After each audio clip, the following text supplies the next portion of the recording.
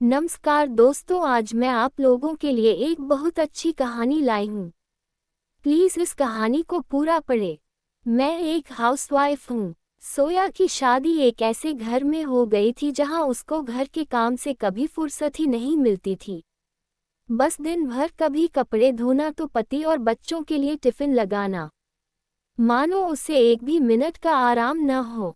उधर कभी कभी जब उसकी सहेलियां मिलती तो बस एक ही सवाल करती, सोया तुम टेक करके ये सब क्या कर रही हो। इस सवाल पर मानो सोया झेल सी जाती थी। इधर पति बार बार कहता, सोया मैं कमा रहा हूँ न, तुम बस आराम करो, मुझे तुम्हारी कमाई की जरूरत नहीं है, बस तुम घर और बच्चों को देखो।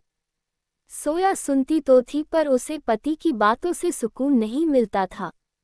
उसे लगता था कि मुझे भी बाहर निकल कर कुछ काम करना चाहिए। एक दिन क्या हुआ कि सोया का तबीयत ठीक नहीं लग रहा था तो वह डॉक्टर को दिखाने उसके क्लिनिक पर गई। डॉक्टर सोया से पूछता है, मैडम आप क्या करती है। जी मैं कुछ नहीं करती, मैं बस एक हाउसवाइफ हूँ। बहुत शर्मिंदा होते हुए उसने जवाब दिया, जैसे कि हाउसवाइफ होना कोई गुनाह हो। आप क्या करती हैं। दवाएं लिखने के बाद डॉक्टर ने यूं ही उत्सुकतावश पूछ लिया। प्रश्न सुनकर उसके चेहरे पर मानो स्याही पुत गई। एक बेबसी, एक पीड़ा, एक छोटेपन का एहसास, एक नकारात्मक एहसास। अपने व्यक्तित्व के बारे में क्या कुछ नहीं था उस स्याही में। आज तक घर बाहर सब लोगों ने उसे यह स्याही ही तो दी थी। जी मैं कुछ नहीं करती, मैं बस एक हाउसवाइफ हूँ।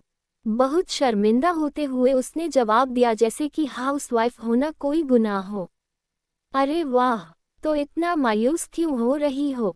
आपको तो अपने आप पर गर्व होना चाहिए। आप वह हो जो 24 घंटे ऑन ड्यूटी रहती हो। आप इतनी महान हो जो अपनी इच्छाओं का त्याग करके पूरे घर को खुश रखती हो।